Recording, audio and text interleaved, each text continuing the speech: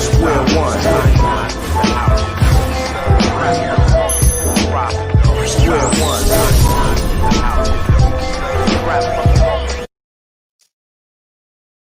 What up, people? It is 2 hours later than normal, and I want to apologize for that, man. Life happens. And, my daughter had a flat tire to go and take care of that. By the time I went there, got it straight, it was being very difficult, and then put it back on, and then raced back. 2 hours had lapsed, but the show must go on. We're still going to go on. Got a lot of good topics. Being the fact that Chris may have to leave early and Roberto should be jumping in, we're going to go ahead and start off with our picks first. Yes, going to kind of reverse it. Before we get in there, G Major, hey, what's up, man? Thanks for dropping in. Drop Shop, Caleb, what's up? Thank y'all. What's up, Caleb? In. What's up, Drop Shop? How you guys doing, man? What's up, G Major? Let me pull up the NFL app. All of the games. Now, there were 3 games this past Thursday, and Anzo picked Dallas. Mm-hmm. Fucking Dallas. I picked the Raiders. You know what's funny? All you guys' hatred for Dallas now has me fucking cheering for Dallas. Can you believe that shit? It wasn't no hatred for Dallas. I just didn't think they were going to win. No, I know. Yeah, this was like a must win for the Raiders, but Dallas still could lose one because they still like 7-5, so they still, I know they're going to beat. But Raiders had to win this. So I was like, yeah, they're going to be desperate. So that was my thought process behind picking them. I definitely think Dallas was the better team. That was a fire game, though. Oh, my God, that game was so good. Like, at first, Dallas was getting wrecked, and then they came back. They tied it up, went into overtime. I think that's the only one I lost. You're very robotic. Very robotic, Chris. Yeah, that is the only one you lost. And Roberto won all 3. So you and Danny lost 1. Roberto won all 3. I lost 2. Danny is at 92 and 73. Chris is at 98 and 67. I'm at 107 and 58. And Roberto is at 91 and 74. Okay. Better be careful. Yeah, go ahead. Who'd you pick for the Saints and Bills? I took the Saints. Saints. I did too, I think. You did too. Yeah, that's the one you lost. Chris, you took the Saints too? Or you took the Bills? No, Chris took Bills. Bills. Yeah. And Roberto took Bills. Yeah. And then the third game was what? Bears and Lions? Bears, yeah. We all took Chicago. Bears. I almost took Detroit on that one. I was like, if Detroit wins a game, it's that game, but I still don't have they're I think they're gonna go 0 and yeah, I think so too. Yeah. I think so and they will be the first team because this is what 17 weeks now. So they'll be 17 weeks. You're talking about? Yeah, in the NFL season, they have an extra week. Oh yeah, right? yeah. Oh, I thought you were saying this was week 17. No, this is just now week 12. I got you. I got you now. Yeah, so they will be the first team to ever lose 17 games. Yeah. Woo! That's an ugly record to have, buddy. Facts. All right. The first game is Titans versus Patriots, and they're playing at Patriots. Hold on, let me get a pen so I can write this down. And Chris just went out.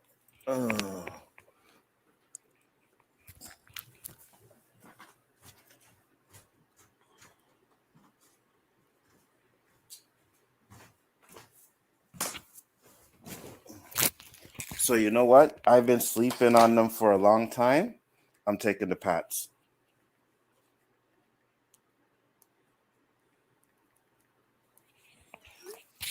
Okay, so you're taking the Pats? Yeah, I'm taking Pats. All right. I think I'm going to stick with the Titans. Oh, okay.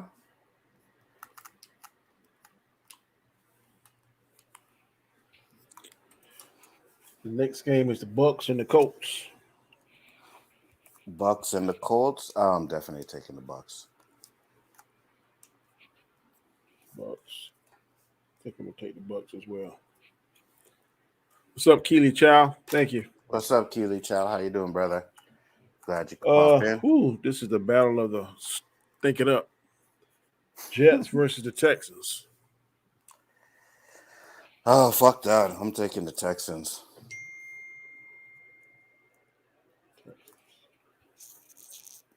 I think I'm gonna take the Jets. All right. I gotta try to main ground, bro. I feel you. Eagles and the Giants. Philly. I'm taking the Eagles as well. Steelers versus the Bengals. Tigers. Damn. I think old boy is. Let me check. I'm taking Steelers, you said? I'm taking Pitt because everybody spoke. Oh, no. You know what? Yeah, I'm taking Pitt. I won't say nothing. I'm just taking Pitt. I think I'm gonna take Cincy. All right.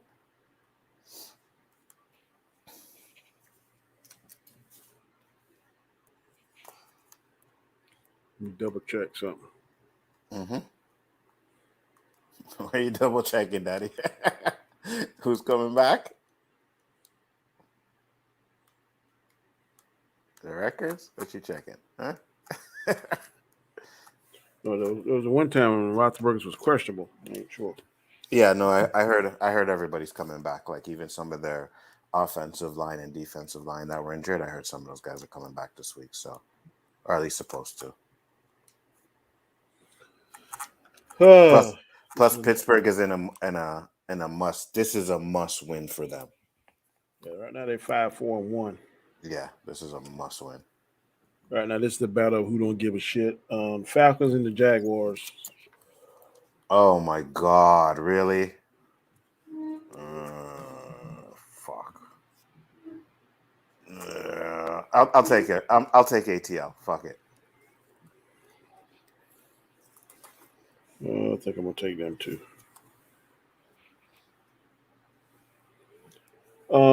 Chargers versus the Broncos. Ooh, Chargers have been playing like shit. I'm taking Chargers. And two. Rams at the Packers. Whew, Lord. I got to go with the bad man, bro. I'm taking Green Bay. Yeah. Yeah, I'm taking Green Bay too. The Rams have been falling off pretty much, and yeah, I'm taking Green Bay too. Vikings at the 49ers. Let me take San Fran. I'm going with the Vikings. Browns at Ravens. Ooh. Division game. This is gonna be a really good game. I think I'm gonna go with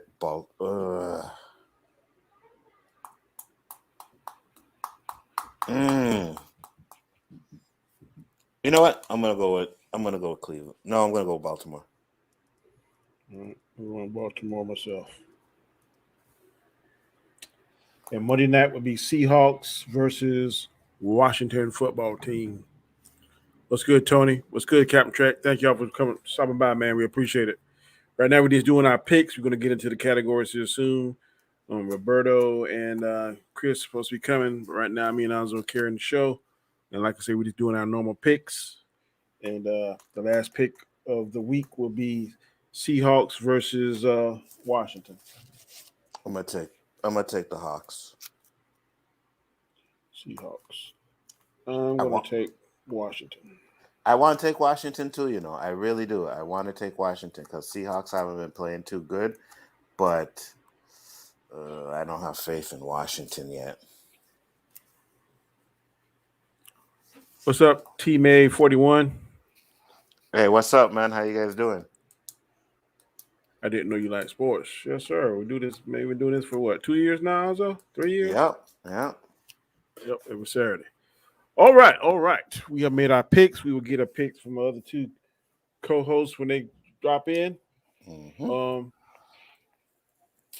First topic. Let me change my icon to the appropriate icon. I like to always do that. That would be basketball. Boom, boom, boom, boom, boom, where I'm at. Boom, slam dunking. Well, I wish I could do that just one time in my life. Yo, we used to go to this little gym, right? That had rims that were like low, like maybe 6 feet, and we would just go there and fucking dunk on those rims, bro. We were having dunk contests and everything. But yeah, those shit. When on an 8-foot rim, I could barely touch the. I don't even think I could touch the rim. I could touch the bottom of the net. Regulation is 10 feet, man. That's 10 feet. Yeah. Unless you got some hops, that ain't happening. But For real. the first topic is the king, and he is pissed. LeBron James, for the first time in his career last week, was suspended a game. They got some kind of crazy name for it. I forgot it. Well, basically, I think they were at a free throw, and he came across this guy. It didn't look intentional, and he scratched him pretty good and whatever. So they suspended him for one game, and they fined him. I forgot what it was. But then the next game, he played in Indiana after his suspension, and what really made him pissed was because he felt like it was unnecessary. Mm-hmm. What's up, Chris? What's up, Chris? You're muted. Okay. What really made him pissed, what pissed off was that first, he thought it was harsh for the suspension. Second, he loves playing in Madison Square Garden, and the suspension game cost him the opportunity to play at Madison Square Garden for the first time this season. And third is that he is mad at Alvin Silver, man, because he's thinking like, man, why are you doing this? So, next game he came back was in Indiana, and man, he went on a tear. I think like 9 threes. I think he scored 30-something points, got many assists and rebounds. And at one point, man, he was, I guess, feeling it. He did this gesture. I think they called it Sam Cassell. And he walked down. Let me see if I can pull that up. He did. It was a very disrespectful gesture. And they said he did, well, the commentator said it was because of he was pissed off at the NBA league. So he did it. You hear me now? Right. Yeah, I can hear you. Gotcha. All right. I don't know what the fuck's going on. All right. Anyways. LeBron does Sam Cassell or Marshawn Lynch. Well, like we said earlier, I love it. I love it. I love to see the attitude. I love to see, the fact that he got this little chip on his shoulder right now. It's just too bad his team ain't doing anything great. But I love the fact that LeBron has a chip on his shoulder right now.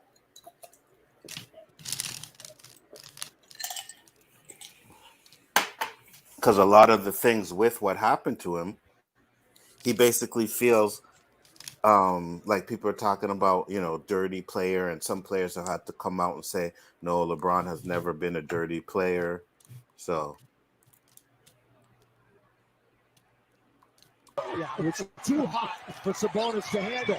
Lakers, LeBron down the middle. Timeout over. Pacers. Directing traffic, LeBron James. Rocket backing up, picked by Carmelo. He'll back it up now with 7 on the shot clock. LeBron about to get in action. Just a 3. Got it! The king from distance. You got to play some defense here. They're in his back zone. Rocket at the other end, get out. So they did what they needed to do, and right out of the net, do something quickly. Clock stops with 1:09, but a huge shot by LeBron. Just steps back and turns. No chance. Here is the Really move that they're jumpy. talking about. 3, long distance. The shot clock was becoming an issue. And LeBron with an opportunity to possibly get him out of the game. Instead, he gets it right look back. at the clock. The 2, LeBron again for 3. He hits another from downtown. Elation and couldn't hold on. That was going to be another 3-point attempt. Well, here he is with 5, with 4. LeBron steps for another 3. Got another one. LeBron drains another one. Yes, sir.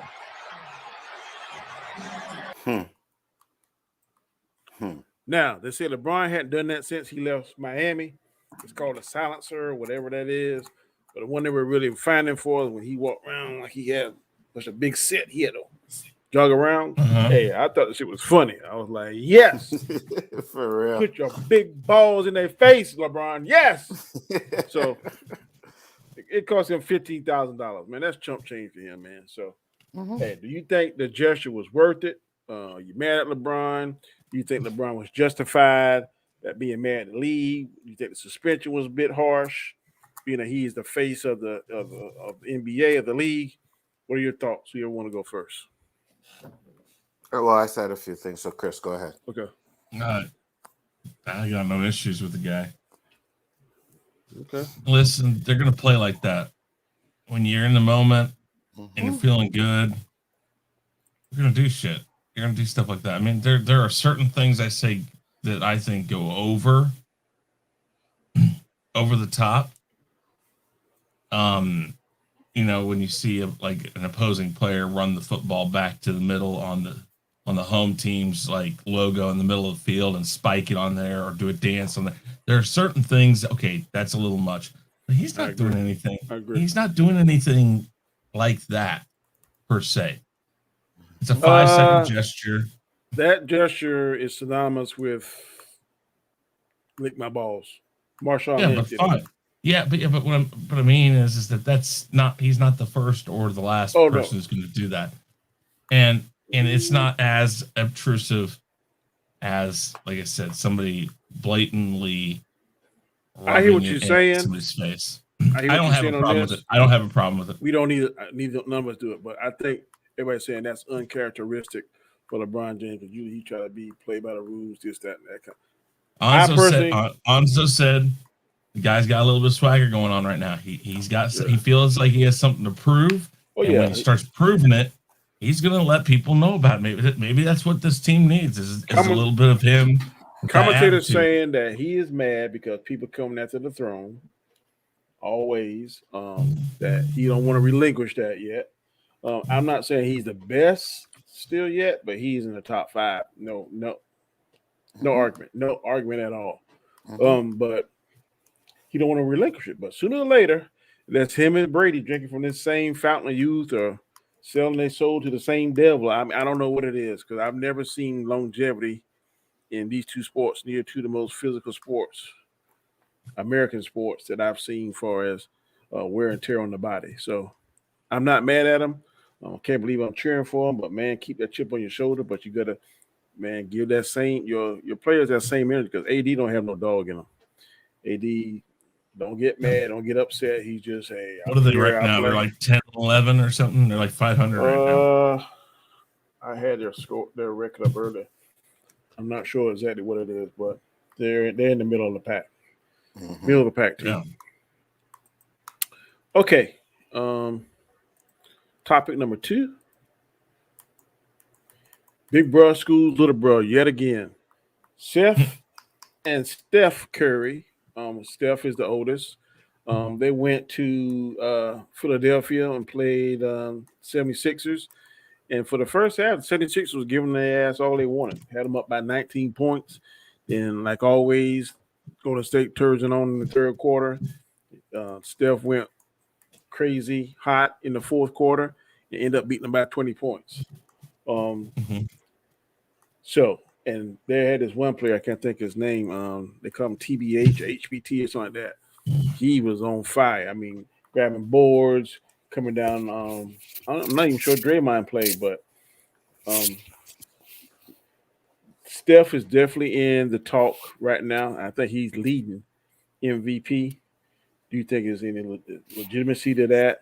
Do you think they're the show favorites? Because everybody's saying even if Klay comes back at 85%, they're the sure end to win the Western Conference. And right now, their only competition, even without Kyrie, seems to be Brooklyn. Because I think Brooklyn is 7-4, and I want to believe that Golden State is like 10-2. I read it earlier before you came on the show. So, do I have to answer this question? If you don't want to, that's fine. because I, you know me, I usually go with my hate, but I do think he's playing the best basketball of anybody right now. So he definitely deserves to be in the MVP category. I think he's leading. But I also hear DeMar DeRozan's in it right now too, in talks for MVP. So There's a lot. I've heard DeMar DeRozan. I've even heard LeBron if he stays healthy. mhm. I've heard at one time point of year I heard even John Morant. I haven't been Yeah, keeping up. So there are a lot of them now at the early preliminary, but the season ain't even at the halfway point yet. It won't be halfway mhm. until February, the All Star game, All Star weekend. That's halfway point. So right now, um, people say just how things are looking, and everything starts off good, but can they sustain it? And I'm Exactly. really to see how Klay Thompson is going to be able to come back because he hadn't played a NBA basketball game in 2 years, so that's a lot of rust. But Hmm. if he can get right, get back into basketball shape by All Star break, man, and no injuries, based on what I've seen so far, Golden State's going to be hard to beat, I extremely think hard to beat. I think when it comes to the like, when we're talking about MVP, I think the only one that's going to keep the consistency is going to be Steph Curry. So I don't think there's going to be any doubt that he wins MVP this year. Okay, Yeah. what do you think, Chris? He's always a contender for it. He is, I would say, he is the most complete all-around player there is in the game currently. It's like a light switch. When he knows they need to turn it on, he'll turn it on, and he'll put. I mean, he literally he puts teams on his back, and he'll go. He's an amazing player. I know that Onzo just doesn't. I don't. You don't like him, do you, Onzo? Mm-mm.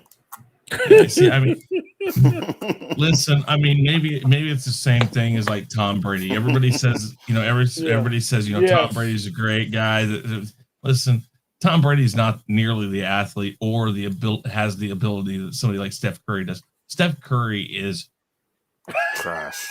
Trash. I he think Say it. he is I he think that I am is the most objective out of the three of us. I will at least give the devil his due, but y'all won't give them two people the devil they do, boy. Y'all are. Woo. no, you see, because I think Tom Brady gets way too much credit for shit that he has no control over. Steph Curry on the other hand, I don't think gets enough credit for it.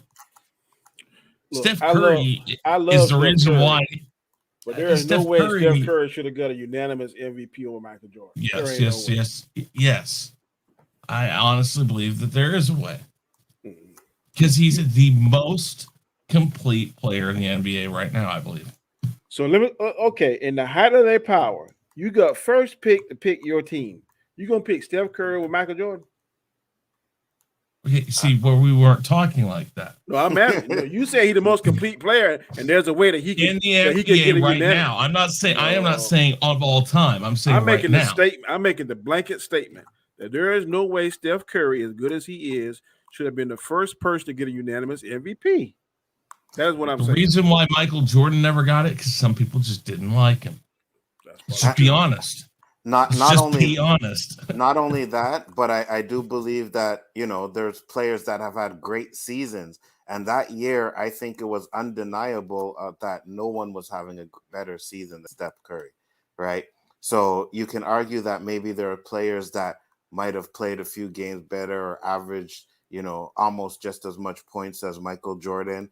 Not saying that he shouldn't have gotten unanimous MVP. I'm just saying that I can understand the pick. But when it came to Steph, I believe that year that he made it, it was undeniable that he was the best. Undeniable that year. But I would say not even Michael Jordan. There's season Larry Bird. I could see him getting it. There were seasons I could see Magic Johnson getting it. There were seasons Yeah. I could see Right, yeah. Tim Duncan getting it because when Yeah. you are the best, you're just the best. Mm-hmm. Yeah, I agree. I agree with you. But like I said, I believe, when it comes to especially the people that pick them, they're like media reporters and stuff like that. You know what I mean? So they You remember have that? biases. You remember that time when I think it was like Chris Webber, um, Kenny Smith, Shaq, and Charles Barkley. They did like a lottery of everybody throughout the whole NBA career. Yeah. And they picked their teams. And Charles Yeah. Barkley picked. Charles Barkley had first pick, and he chose Allen Iverson. Mm-hmm. You remember that? Yeah, I remember. We're gonna do that one Saturday. It's gonna be me, the four of us. We're gonna get a board, and we're gonna pick our all-time team. I don't know how I'm gonna put it on there, but I'm gonna figure out how to do that shit. I want to do that and see how that come out. All right. That works. So what we do? We pick each position. We pick. We pick each position. We're gonna find out who gets first round or first pick, second pick, third pick, fourth pick. Okay. So we're drafting. Right. We can't pick the same player. Nope. We drafted throughout. We drafted throughout the whole NBA career. I just gotta find a way to put that board up. Then we see who has it. And then we'll put a poll out and see which the audience that we get the better team. Which one get the better team. All right. I like that. Let's get find a list where I can get it to all four of us. I like that. That works. Or let's use the top 75 players. You should all have access to that. Right. Okay, that works. We use the top 75 players, and then we will find out who will go first. I guess we do the wheel. Mm-hmm. So who gets the first pick? And then, that works. All right. But I like that. Let me tap into these comments. Caleb said, "Are we talking about Steph?" Yes, sir. We're talking about Steph. Steph's getting the MVP this year. I guarantee it. Okay, I hear you, bro. It was a different time too, Danny. Yeah, it was a different time, man. But I'm not taking nothing away from. Okay, I'm gonna pose this question: the players now that are used to playing with this, they can't touch, they can't do hard fouls, can do all this kind of stuff. Could they thrive in the NBA that we grew up in 20 years ago? Because not a lot of them, man. Like the Jordan rules, where the Celtics used to play hard ball. What did I say about Tom Brady? That's what I said about Tom Brady, and you guys take that as it's not that doesn't count. It's the same thing. You can't. I think that the people who play in the NBA, in Major League Baseball, in NFL, all across the board. I'm even saying that about Patrick Mahomes. I don't care who it is currently in the NBA, in the NFL, NBA, Major League Baseball, any of those. Listen, these people, like in Major League Baseball, if you saw a pitcher from another team in the airport, you stayed your distance because you guys might get in a fight. You hated each other. There's a lot of different things that happened back then that didn't happen then. There were actual people who would never talk to another person ever. They would refuse to get traded to teams because it wasn't about that. It wasn't about winning necessarily. It was about, I'm not playing for that team. I hate that team. I hate those people. That's just not existent anymore. This whole idea of everybody's friends, tooth and nail. Yeah, tooth and nail stuff. It's gone. Yeah. And that right there diminishes what a person is capable of. I mean, and look, you listen to some of those stuff. You send a tweet or something, Danny, with Michael Jordan. What did he say? He said if that's just not the way you play, then I guess that's not the way you play. But that's how I make people play. Yeah, but couldn't you perceive that as a form of racism? And let me get the comparison. Okay, if the owners and the leaders of that team said we're not going to play with them because they're Broncos and we're Raiders, or whatever team you want to use, plug in whatever team you want to use. That's the same thing as you teaching your child we're not going to play with Chris Child because Chris is white. We're not going to play with that. Let me finish. But then as time progresses, and then the owners lose some of their power, I don't have a problem with the players having more say-so in their careers because the owners use them up till they can't get no more out of them, or they got 1 year left. Then they try to trade you off, and you got to uproot your family and do this, and that. As long as the owners and the teams did it, it wasn't a problem.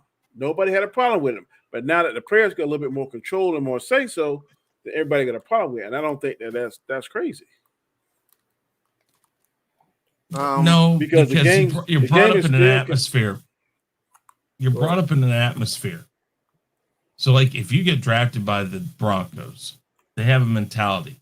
That mentality is a team mentality. That is when it's and this gets spoke about actually a lot in sports radio circles about how 15 years ago when the Chiefs would go against the Raiders, it was always called Raiders Week. It's still called Raiders Week, but it doesn't necessarily mean the same thing as it used to mean. It used to be this team we did nothing about but talk about beat the Raiders. Same thing for the Broncos, and the Broncos did the same thing over there. And that's because that's a team mentality. That is not, you're brought up in that. So when you are drafted, you're there for 3, 4, 5 years. Teams used to hold on to players the whole time. That's another thing. That's a big difference too, is that when you went to play for a team, trust me, Joe Montana never planned on playing for another team other than the San Francisco 49ers. It was after they let Steve Young take over that he's like, I'm not done playing. I want to continue playing. And the Chiefs picked him up. That was a rare occasion. That didn't happen all the time. It happened all the Nowadays, it happens all the time. It didn't happen back then nearly as much. You didn't switch teams nearly as much because you had an allegiance to that team. And you sure as hell, if you were a New York team, didn't go to the other New York team. If you were the Raiders, you'd never show up on the Chiefs team. I mean, there were just these certain hard and fast rules. The Royals, George Steinbrenner of the New York Yankees hated the Royals. The New York Yankees hated the Royals, and the Royals hated the Yankees, and they hated the team. They hated the players. It was just an across the board team mentality. Nowadays, I think that's one thing. Think so, Chris. Well, no. That nowadays, now it happened too back then. Oh, yeah. Nowadays, who you have in mind, Danny? Marcus Allen was with the Raiders, and he went to the Chiefs. I'm not mistaken. Yeah, but only after the Raiders said no, we're done. After he was and used up. But he still had 2 or 3 more good seasons here in Kansas City. After the Raiders used him up, and they thought they couldn't get him out of him, then that's when he went somewhere else. That's the only time. That's what I'm talking about. It's not like today. Today, your contract comes up and says, "Hey, I want $500 million." Oh, we're not going to give you that. We'll give you $300 million. No, I want $500 million. Fuck you guys. I'm going over here now. Okay. And that's how it happens now. It doesn't happen. No, what is wrong with that? What I'm saying is that's not how. No, it happened. Marcus Allen would not have come to the Chiefs if the Raiders still would have played him. If the Raiders still would have taken him, he would have stayed there for the rest of his career. They use him up because I guarantee you, if you Deion Sanders did it too. His numbers went down. Look at Brett Favre.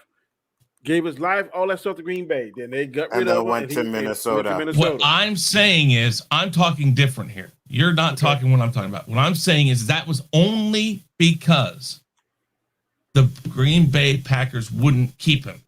He would have stayed in Green Bay if they would have still kept him and played him. Chris, so that's why he left. We arguing on the same thing. We no. Yes, we are.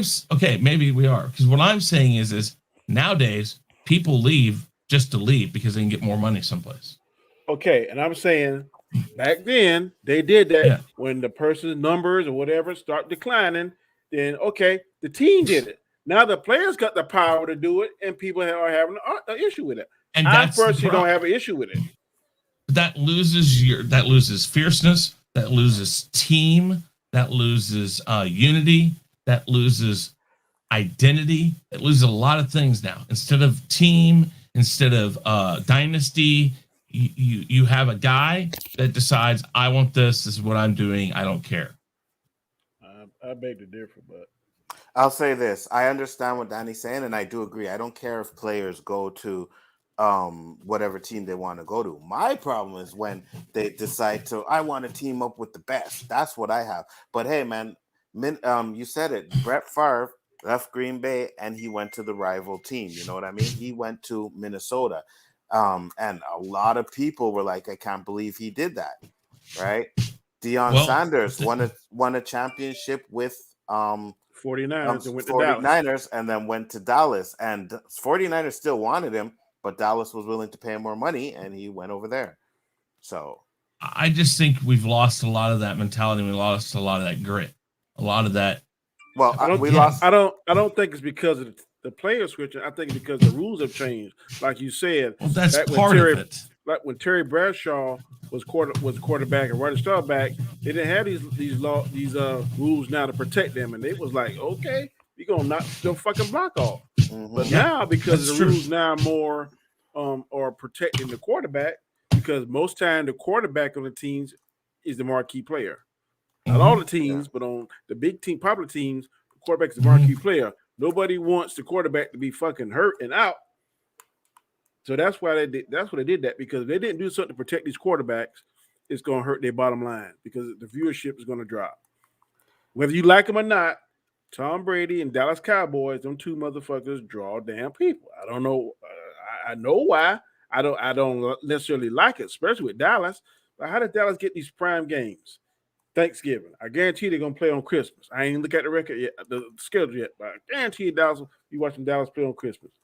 This team ain't been to a Super Bowl in 20 plus years, but it still gets this. So I'm just saying, I think that the networks and the NFL and the commissioner and owners groundwork, hey, we got to do something, man, to make sure that Brett Favre don't get hurt. We got to do something to make sure that Aaron Rodgers don't get hurt. Ben Roethlisberger's going to get hurt. So that's why they make these crazy down. And then it got tagged to Tom Brady, because I guess he's considered to be the chosen one, whether you like it or not. And that's why that particular rule was made, because of him, because they don't want the quarterbacks to get hurt. I ain't saying that it's fair. I ain't saying that I like it. I'm just saying, to me, those are the facts.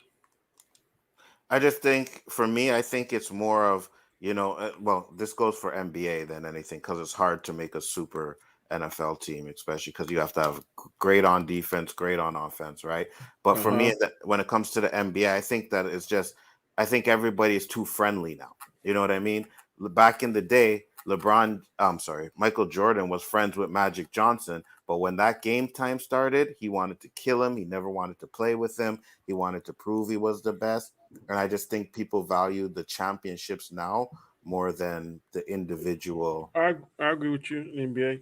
It's did you see the documentary on Larry Bird and Magic Johnson? Larry Bird said it. I did not like Magic. I couldn't stand him. I didn't want to be his friend.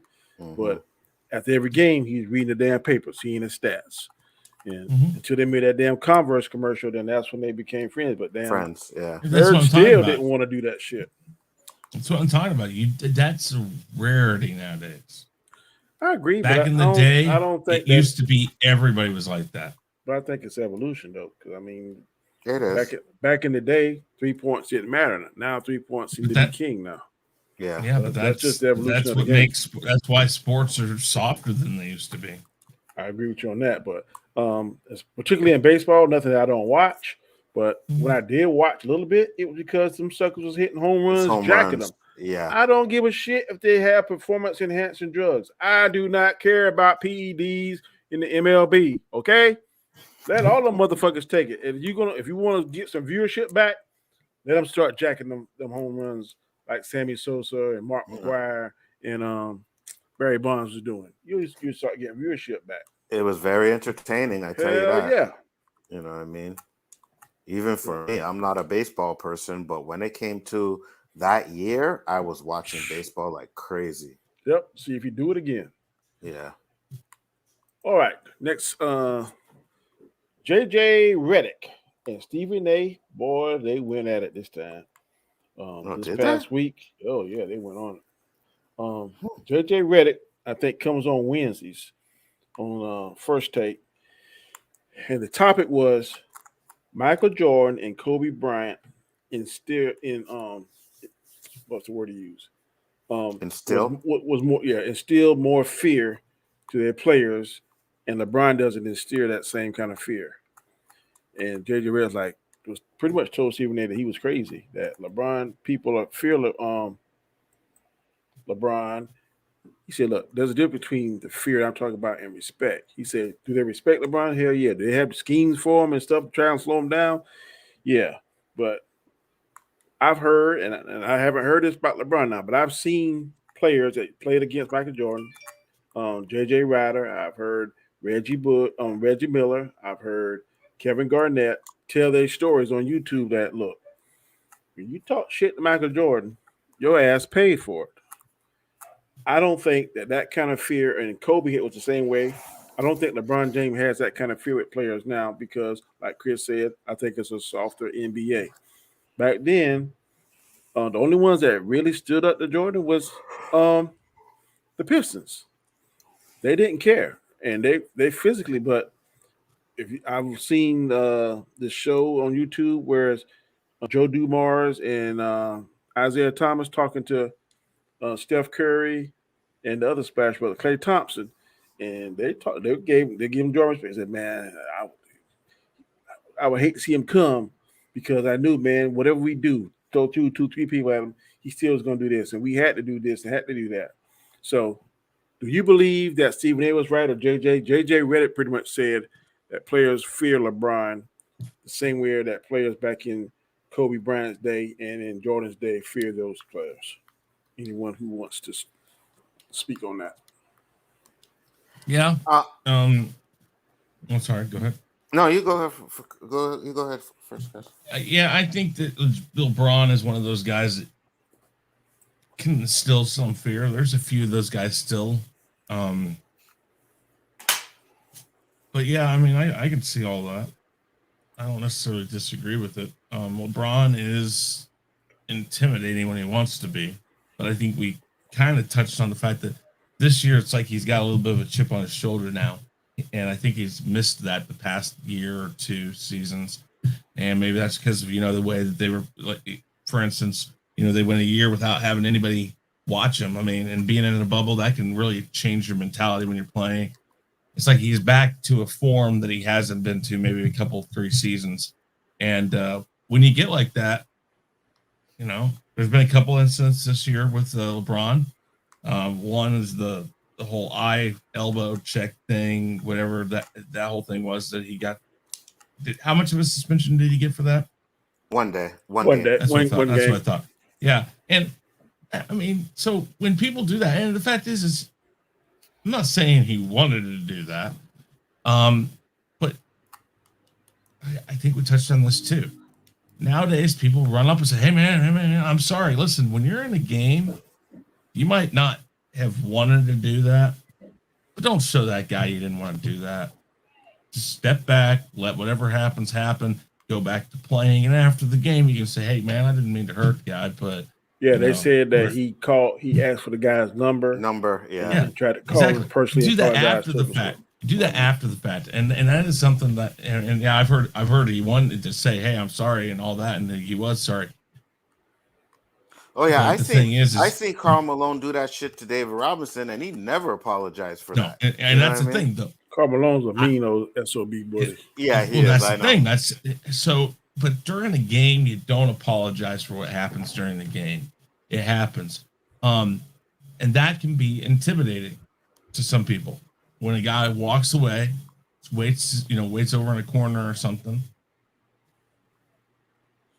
and that type of thing plays out, of course, that guy freaked out and thought it was all bullshit and whatnot. But I mean, and then just look at who you're talking about. He's an imposing player, so he is intimidating by size and stature, not just his playing ability. So, yeah, I don't disagree with the comment.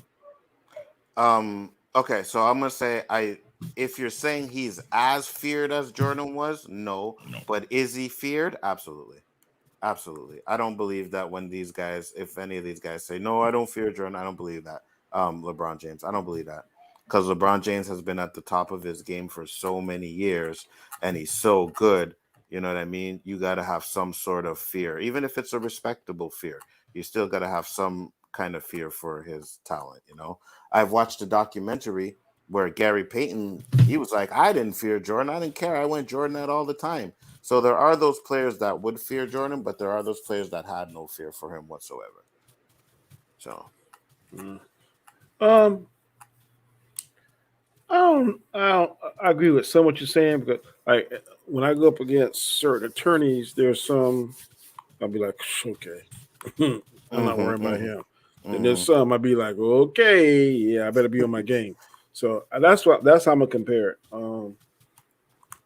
There's 2 attorneys in that when they get a case and I'm going up against them, I make sure my I's are dot, T's are crossed. I'm going over all my notes and stuff because if I slip or show any kind of weakness or something, they own it. So Mm-hmm. that's how I think players. 'Cause I heard players say, "Man, you don't talk trash to Jordan." I heard him say Mm-hmm. that. I've never heard nobody said we don't talk trash to LeBron. And look, right at Draymond Green, he called him a bitch. Yeah. So I mean, I don't think I could be wrong. I don't think nobody would say that to Jordan back in the day. I don't know. I'm not on the court. I'm not on, and I don't think they would say it to Kobe because okay, you call me this, I'm about to show you. I'm about to drop 50 on your ass quick. So I think that Jordan and Kobe, people didn't want to poke the bear. I think with LeBron, they'll poke the bear and say, we might can deal with him.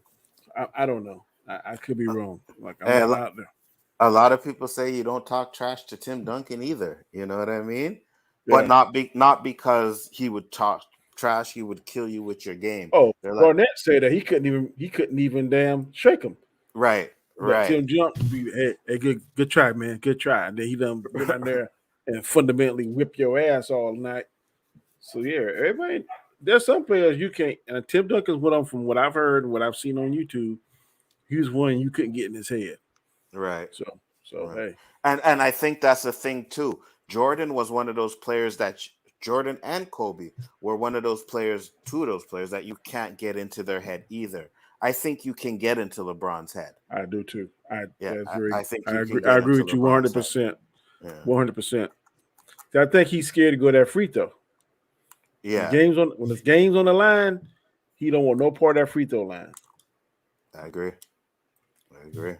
All right, we are transitioning to the NFL. Let me switch my icon. Did you guys do your picks already? Yeah, Oh yeah, yeah, we did. we can run back I'll through just yours send real you quick. mine. Want to run through yours real quick, or you got to go? Yeah, I can. Yeah, I gotta be going here soon. Hold on. All right, I'll do them real quick if you ready. Yeah, go ahead. Titans and Patriots. Titans, Bastard. Buccaneers and Colts. Bucks, Jets and Texans. Texans, Eagles and Giants. Eagles, Steelers and Bengals. Steelers, Falcons and Jaguars. Falcons, Jags. Hold on. Oh, Falcons. Sorry. Chargers and Broncos. Broncos, Rams and Packers. Pack, Vikings and 49ers. Vikings, Browns and Ravens. Browns, Seahawks and Washington. Washington. All right, gotcha. What about the Panthers? I don't see no Panthers game. Panthers are playing. I don't know who they're playing. Are they? Yeah, It hold on. ain't no here. Hold on. Cool.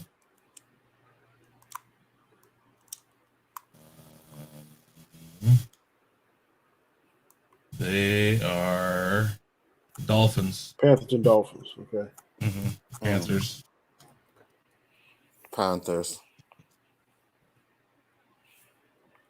Panthers.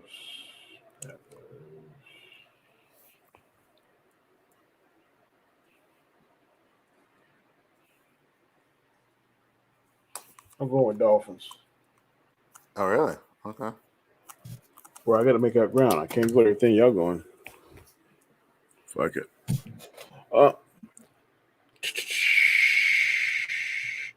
First football question. Are the Dallas Cowgirls in trouble? Being the fact that they lost this game, which people said is a must-win last Thursday against Raiders. Is it a must win? Are they in trouble? Stephen A. seems to say, "Yep, they're in trouble." He said, "You wait till Christmas, they will not be. They will not be. They will definitely win their division, but they won't smell the Super Bowl." Is what he's saying. Do you agree or disagree? Are the Cowboys in trouble? I They're wouldn't missing say. two of their greatest players on offense, two of the best players on offense. I don't think they are, but Who are the best players? Cooper and And Lamb. thank you. Lamb. Yeah. Oh, Lamb played. No, Lamb did play this past Thursday. I don't think so. I Did he? heard he was out. Yeah, I thought he was out too. Yeah, I thought he was out too. I'm almost certain that Lamb played this past Thursday. South Carolina CC Lamb is out against the Las Vegas Raiders on Thanksgiving with concussion. Yeah, Yep. I don't remember He him was still playing out. either. So that's why I don't think they have anything to worry about. Listen, if I'm the Raiders, I have more to worry about because you barely won the game and they didn't have their two top receivers. That's a good point. I mean, that's the thing. And now, granted, again, you're a coach. You don't ever want to say, "Hey, we're doing okay," because we've lost 3 in a row or 2 in a row, whatever they've lost for the Dallas Cowboys. But internally, you're going like, "I'm not going to use injuries as an excuse on the camera, in front of reporters, in front of my team. I'm not going to." But in your head, you're internally thinking, "We're going to be okay because we're missing 2 of our guys, and we just went toe to toe with this team." Yeah, but the thing is, they may be okay, but when are these guys coming back? And they can't afford to lose really that many more games, right? Hold on, let's see here. Well, Neil's boy, back he's on the next week. COVID protocol, so not sure Who? when he's gonna be back. Who's that? Cooper, Mari Oh, Cooper. oh, he is? He got COVID. Yeah, but I think he's back this next week too, though, they're saying. And CeeDee Lamb was still under the concussion protocol. So Hold on. I ain't necessarily saying they're their best 2 players on offense, but they're their best 2 receivers. I'll give you that. Oh, yeah, for sure. Best 2 receivers. Yeah. I think Ezekiel Elliott's one of their best players. Yeah, Ezekiel Elliott. Pollard ain't no slouch neither. Right. So they got 2 quality running backs. They got another receiver. I think his name is Wilson, maybe. Mm-hmm. If he can catch the damn ball, and their tight end, he's on point. Shetchler or whatever it is. I was able to scoop him up. Yeah, he's dependable. I think they're saying the next game they play, they're getting them both back. When I look at that game, the fact that Dallas was able to come back and able to take it to overtime, that right there, when you're missing Lamb and Cooper, I look at it and quietly think to myself as a coach, I just need these guys back. He needs just one of them back, truthfully, because one of them is at least going to give him at least an option to stretch the field a little bit. You get both of them back, and I'll say that from the Kansas City standpoint. Lamb was the only one playing when they played Kansas City, and that's when he got the concussion, was in the 3rd quarter or something. But I think we handled them pretty well overall defensively. The fact the Raiders are in this constant struggle to win games week in and week out now, I look at that and think that the Raiders are in worse trouble than the Dallas Cowboys are. But you're right. It's the end of this. It's coming up on the end of the season. I don't know. Have they had their bye week yet? Dallas? Yeah. Yeah, they did. So that kind of sucks right there. Because now, you don't want to be losing too many people, like you said. But if they get these 2 guys back, even one, I think they'll be better off. And I think their schedule is getting a little easier. Let me look and see if I can find it.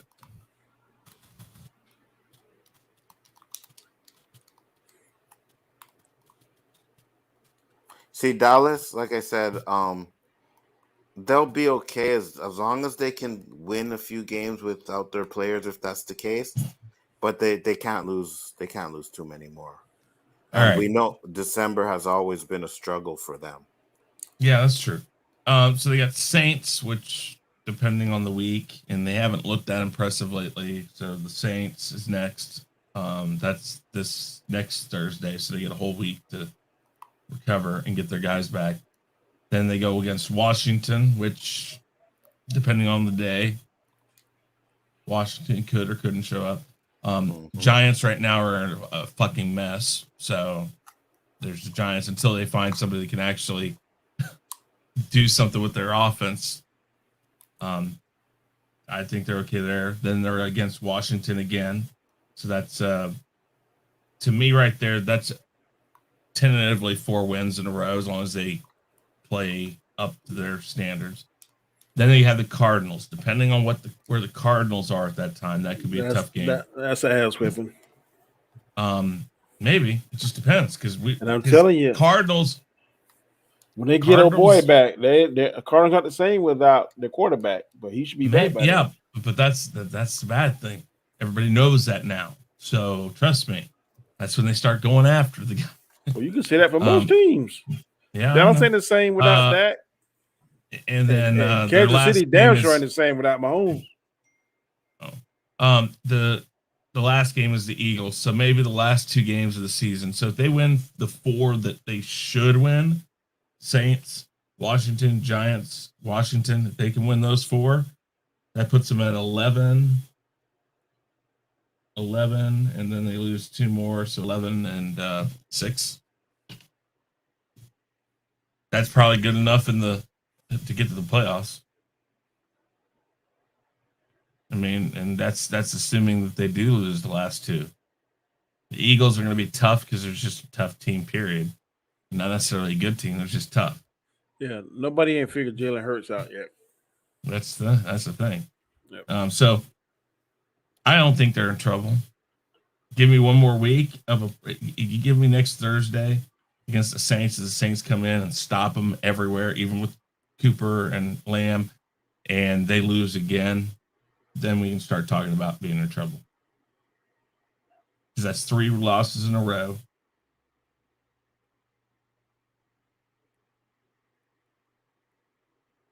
Just think about it. Even people were saying the same thing about Tampa Bay up until last week when they won. They're like, oh my God, he could lose 3 in a row. And what's going on?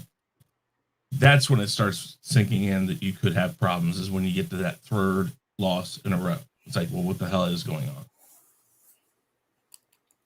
Yeah, Dallas. Who are they playing this week again? This next week, Saints. Next Thursday. Oh yeah, right. Next Thursday because they already played. Right. Yeah, that's they got to win that game, man. You can't have 3 losing games and losing. They can't have a 3-game losing streak. You know. Yep. Their division is pretty weak too, though, right? It's not such a strong division, so they could be okay. But you want to start to build momentum now. This is the thing, and we already know that when it comes to December, Dallas usually has that December fucking losing streak, you know? So, yeah.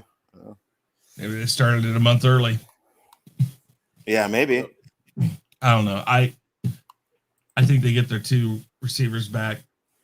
They start feeling better about themselves. Their defense still isn't horrid. I mean, this past week it was like, what the hell? I don't know what they didn't know about what was going on. I guess they're missing 1 or 2 guys, but still, I think if they get people back, they'll be fine. Yeah, and I don't like saying that because I don't like Dallas. I mean, I care less. Dallas can lose the rest of the season. I'm fine with that.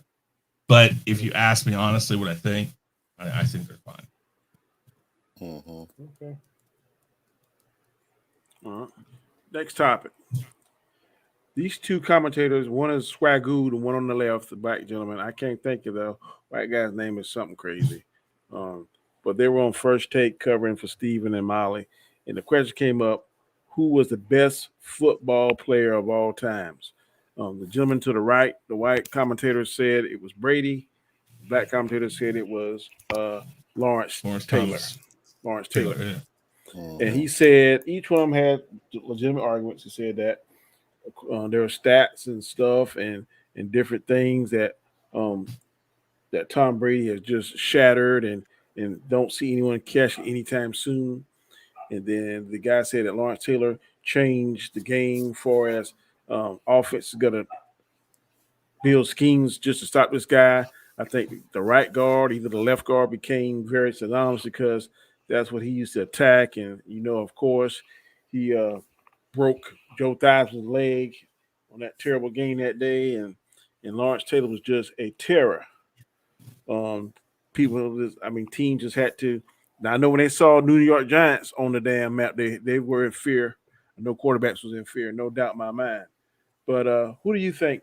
Or do you think it's somebody else? But that's what the question was: who is the best football player? Not position, not quarterback, not whatever. But in this particular time, in their minds, who is the best football player in NFL history? And these two gentlemen picked these two individuals. So is it one of these two in your mind? Well, I know not for Chris. Maybe definitely not one. But is Lawrence Taylor one in your mind, or is somebody else? Or what are your thoughts? Lawrence Taylor deserve it. Again, I go back to what I said. I just don't think anybody from this current time could be the best all time. And I am even saying that about Patrick Mahomes. They play in a league that purposely has extended the life and playing abilities of every quarterback, because you see it in defensive linebackers and in the defensive linemen. You see it. They get close to that guy, and that guy's got that ball almost out of their hand. They hold up. They're like, whoa, got to back out. You see people diving out of the way not to touch these guys because one bad touch the wrong way with that quarterback, and you get a 15-yard penalty, maybe more. And anytime that gets into a defensive player's mind, it fundamentally changes the game. Tell me that would have happened back then. It wouldn't have. Literally, I'm not saying it's a bad thing. It's just that fundamentally changes what happens. If you can't have a quarterback that can play under those same conditions. Sorry, my phone. If you can't have a quarterback that can play under those same conditions that they did back 10, 15 years ago, and or even more than that, actually. But, if I'd say when Tom Brady first came into the league, the first 3 to 4 seasons were the closest he'll ever come to playing in that type of an environment. I really wonder if Tom Brady was drafted to Kansas City, would you feel this hatred towards him? I just said I don't think I wouldn't. I'm not even going to put Patrick Mahomes in the greatest of all time. I'm not saying he plays in the league, but that's the same thing. No, it ain't. Yeah, because I don't think they can be because of the league. I didn't say about them being proclaimed the best. I'm saying a totally different question. If Tom Brady had been drafted to the Kansas City Chiefs, would your hatred for him be as intense as it is now? That is my question. How would I know? I don't think it would be. Absolutely not. Maybe not. We because can't human beings tend to forgive people that play on teams that they love. Man, I've hated some of our. I'm just saying. Stuff. I'm just saying. I'm not a fan of LeBron James, but I'm learning to like him on the Lakers. Yeah, but I don't know. But like I said, though, I'm not even taking my thoughts on Brady into this at all. I'm just saying I don't think any current player even matches up to anything anybody did back when LT was in. Man, back when Montana. What? Because no. Let me finish. Ray Lewis was a beast. I think Ray Lewis could have played back then. He was closer to that. He was closer to that time. Yeah, but he's the same era as Tom Brady. And here's the thing. Well, do you remember the day when if a guy caught the ball, you could push him out of bounds, and they still counted it as a catch as long as he had the ball? Mm-hmm. Yes. Because the defensive guy played. You remember how many defensive people would go and literally ram into them as fast and as hard as they could, knock them across the freaking sidelines? They can't do that anymore. Why? Because as soon as they cross into the sidelines, if you touch them after that point, they'll throw a flag on you. And that gets into a defensive player's head. You can't play the same if you got no worries about it. when they didn't protect the quarterback, Yeah, but or Chris, even when they did come up with a roughing the quarterback thing, trust me, it wasn't until things with Joe Montana and Steve Young, when they started getting a bunch of concussions because they took late hits, that they actually started talking about doing that stuff. And then they did it. but you're trying to defend That a safer fundamentally game. changes everything. What? You're trying to defend a more aggressive game. What I'm not defending it. All I'm saying is because it doesn't exist like that anymore, those players back then are greater than the players you have today because they faced tougher conditions. They weren't protected. So to me, that makes them better because they couldn't play 20 years because they just took too many damn hits. Trust me, if Tom Brady had to play back then, he would have been broken in half, probably 2 or 3 seasons into it. Flat out. But part of Tom Brady's skill set is that he gets that ball out of his hands fast as shit. Yes. And then the guy still hit them because they didn't give a shit. There was nothing that they had to stop for. Now, they have to stop because the guy got the ball out of his hands. That's what I'm saying is different. It doesn't matter. You throw it, you get it out of your hands. That guy still said, you know what? Fuck, I hate this guy. Bam. Oh, I got a 10-yard penalty. Whatever. No, now you do that. Now you get in trouble. Or they lead with the freaking helmet and go right into the ribs. That's how they played back then. They don't play like that now. They don't even think like that now. So when they get close to a guy and that ball's out, they're like, oh, dive out of the way. Move. Whoa, shit. They didn't do it back then.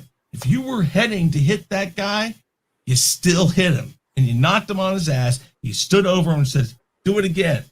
Because next time I'm doing the same damn thing. And that got into a quarterback's head. Same way that the defensive linemen and defensive linebackers and all those guys, it gets into their head that if I hit that guy after that ball's gone, I'm gonna get a penalty. I'll meet you halfway. Get a fine. I'll meet you halfway that they may be tougher. I ain't gonna necessarily say better. Well, I'm not gonna say because they're playing a different era that's gonna disqualify them from being great. But I'll meet you halfway and say they're But tougher. if you took those guys, if you put Terry Bradshaw, if you put Staubach, if you put Montana, Young, all of those types of players in today's game and let them have the protection that they give quarterbacks today, they would have played the same length of time that somebody like Brady has, and they probably would have had the same type of numbers. I don't know. Yeah, I disagree with that too as well because Brady, I get you that they do make exceptions for the quarterback now, a lot of it, but Brady hasn't been really touched even though they've done that. Like, you can't get to Brady. That's why Brady lasts so long. I'm telling you, though. I agree. One thing that I see didn't matter with his longevity, and I see them pass it on. Brady and LeBron in particular, they watch what they put in their body. They do this. They go to these great limbs. LeBron James spends $2 million in the offseason on upkeep of his body, and you know that's fine. How let me finish. And Brady got that guru that does all this stretching and massaging and stuff. I'm just saying, if maybe other people did that, they might would last and watch it, because Michael Jordan would smoke cigars and go out and have a drink, and a lot of other players do that stuff. So I think that sometimes it's genetics. It's how you take care of your body. I think that if you get a system, then that's going to be longevity, because some of the same secrets LeBron is doing now for longevity, he has given to Carl. What's the guy on his team? Anzo, Carmelo Anthony. Now Carmelo Anthony is making kind of a comeback. Listen, like Flash says, it's hypothetical. Everything's hypothetical in this. You're not going to change my mind to say. I know you're not. I'm just saying you're not going to change my mind in the belief that if you played with the rules, I mean, go back and watch some of these hits that happen after the guy threw a ball. And you say, oh, they don't get to the guy, they don't get to Brady. It's not about getting to Brady. The play'd be over. Those guys would be done. Hey, the guys down there running. Those defensive guys would still beat the shit out of the quarterback. They run over them because they because that wasn't stopped. Nobody protected them the way it is now. If anybody does that now, especially in the fact that if the play were over and you were to go and knock him on his ass, you could be ejected now. They didn't even do that shit back in the day. Nobody got ejected. Okay, but Chris, I'm gonna give you a metaphor. You're a DJ. Yeah. Back in the day, DJs used to use records and stuff. Now they use all this computer and stuff, blah blah blah. So you mean to tell me that back in the day, everybody that did records back in the day, 3,000 times better than anybody who does it on a computer. It's the same shit I tell it. No, listen. Every time I go someplace and they ask me for a CD or they're asking me for an MP3 of my set, I look at them and say, so you want me to go home, go on a computer, perfectly line everything up on a computer, match it up, look perfect, sound perfect, everything. You think that tells you what I'm going to do when I get there? No, that's not how. See, back then you had to know where that beat was. You had to count that. You didn't have a digital graph in front of you showing you every set of it. I watched DJ Jazzy Jeff. I'm the same way there. Who I think is one of the best on the planet, and he can do it both just as well. Yes, he can. It's easy. It's because the digital shit is easy. Once you know the old style, once you can mix with vinyl, trust me, vinyl is tough as fuck. I agree. The digital stuff is easy. I can. And it's the same comparison I'm putting what I'm to saying this. is you can't hold it against the DJ because or any player. I'm not holding it against anybody. I'm just saying that doesn't. Oh my God! They're not as good. My argument. All right. Okay, all I'm saying is you can't hold against Tom Brady or any DJ or any scenario you want to use because technology and stuff has advanced. You can't automatically say if they would have been back down here, they're not the people that did it first is better than the people that are doing it now. I'm not going to ever agree with that statement. I will say that they may be tougher or did it, went through a harder thing, but you can't necessarily say somebody is better because they did it before them. That's crazy. When you bring up the DJ analogy, I can say that, Donnie, because there's no way I can go grab 2 vinyls and mix as good as I can. Okay, with my computer. I'm not saying you can, but I'm saying you can't say every person, a DJ that did it totally vinyl, is going to automatically be better than someone that's doing this now because that person may have not put the time in and been good as he has been. This person that's doing it electronic or whatever kind of new way. It depends on how much time an individual puts in. You can't automatically say that's what I'm saying. Chris statement is that because they did it back then, they're automatically better than the people that are doing it now. I don't agree with that point of view. They are. Not everybody.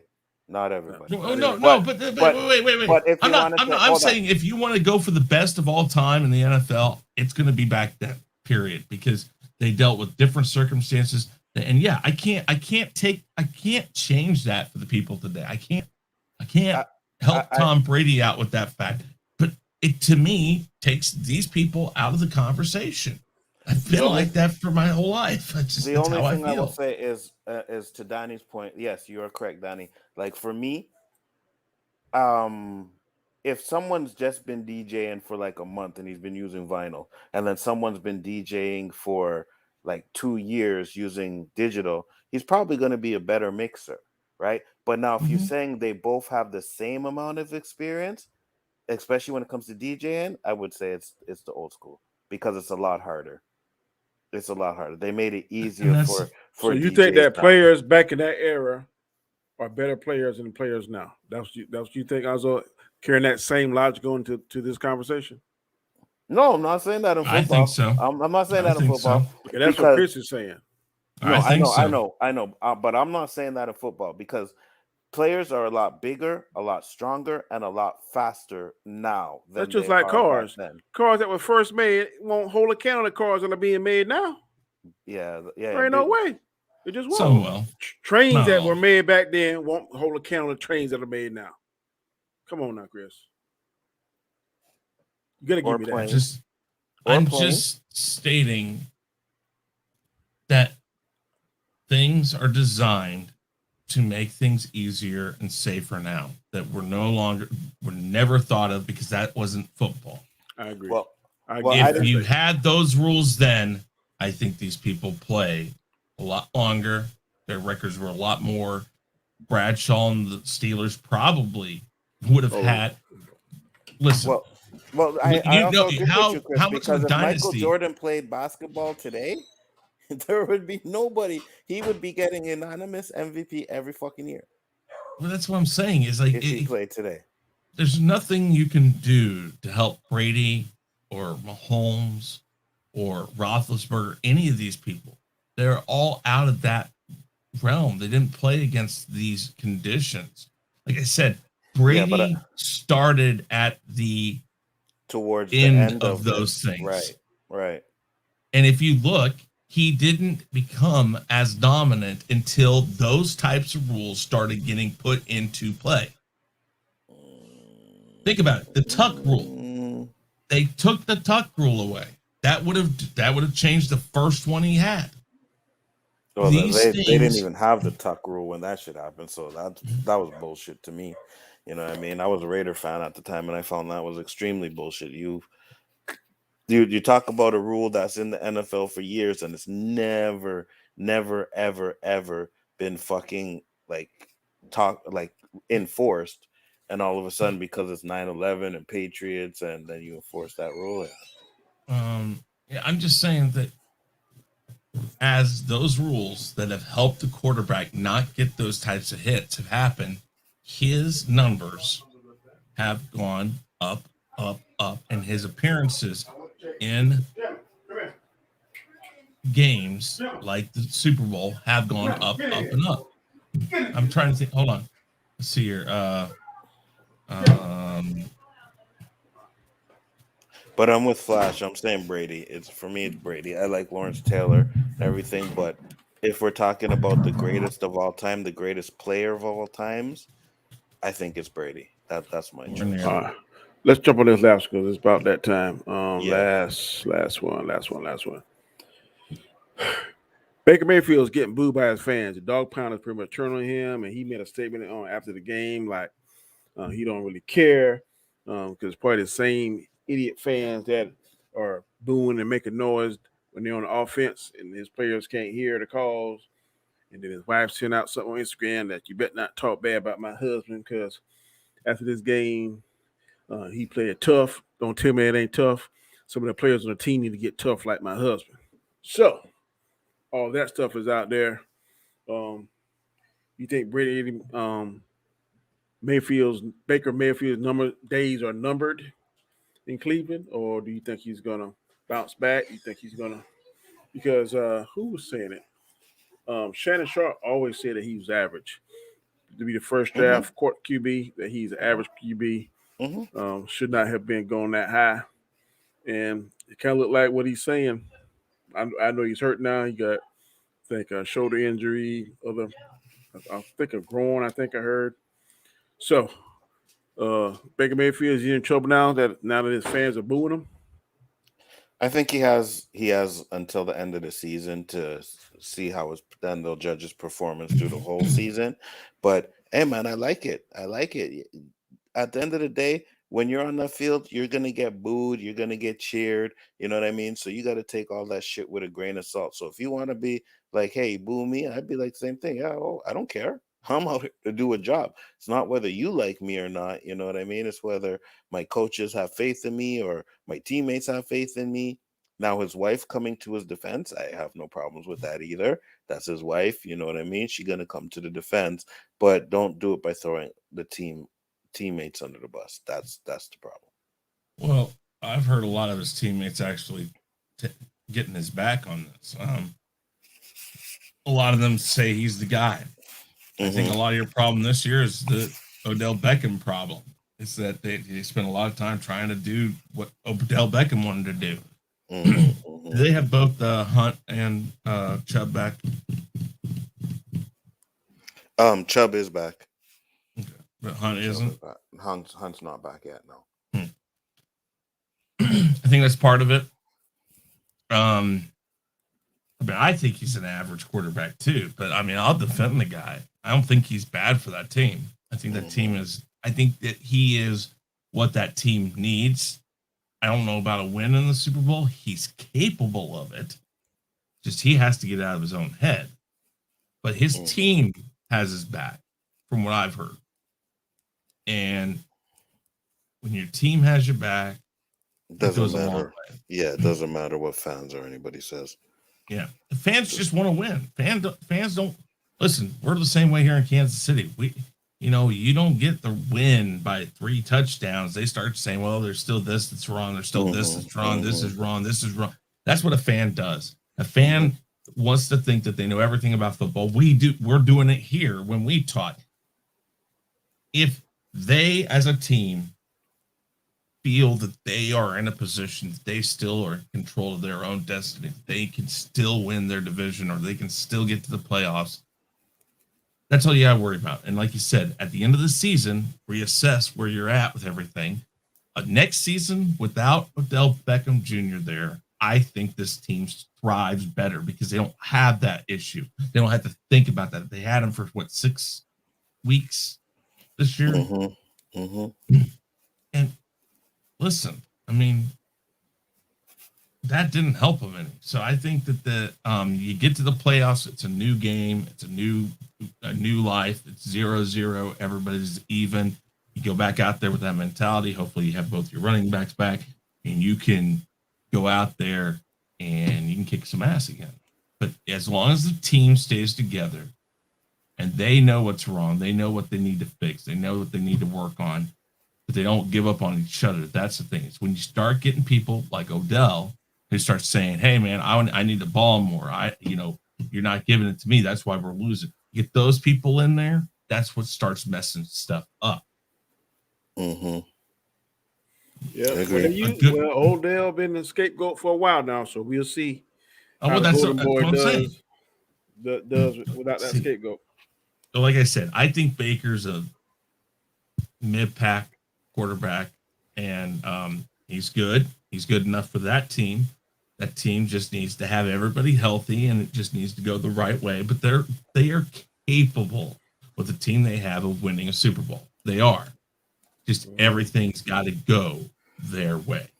Yeah. And I don't know how often that happens because Baker's gotten in his own way many times by throwing the untimely pick. That when that stuff happens, it's very difficult to overcome, even for people like Kansas City. It's happened this year. I think that team is back, has his back. I think that team has everybody's back on that team. So I don't think it matters what the fans say. He better keep his wife out of that because nobody want to hear That's what what his I wife said. has to say. So That's what I said. You need to tell her to take that down. And I know if you coming at them, if the team was coming at them, that's one thing. But the team not coming at them, the fans coming at them. So to kind of say something kind of sly and slick to this team, that could cause unnecessary friction in the locker room. So if I was him, I would just check her and say, "Look, baby, I understand you got my back. I appreciate it, but I ain't got issues with the team. I got issues with the fans. So if you got any kind of thing you want to say, run it by me first, and let's direct it towards the fans because you don't want the fans and the teams coming at his ass because he won't be there past this year." Right. But having said that, man, another show is in the books. Good topics, man. Good discussion as always. I want to apologize again for running 2 hours late, but life happens sometime. Before we go off, I'll go ahead and go to Chris Knight first. Let people know what's going on in your streams and in your neck of the woods. Well, tomorrow night or tomorrow afternoon, I have the weekly wrap up. The Masked Singer. I'm Masking the Masked Singer. I know tomorrow we have the round table. Tonight you got the round table. Just kind of taking it easy after the whole Rumble thing. Trying to get some stuff done there. Hopefully pick up on gaming streams and some other stuff coming up soon. But just kind of just taking it easy right now. So good deal, brother. Good deal. Hanzo, what's going on in your neck of the woods, sir? You guys know Bigger Ford Entertainment right now, just chilling out for the day. I'm going to be checking out your stream, absolutely.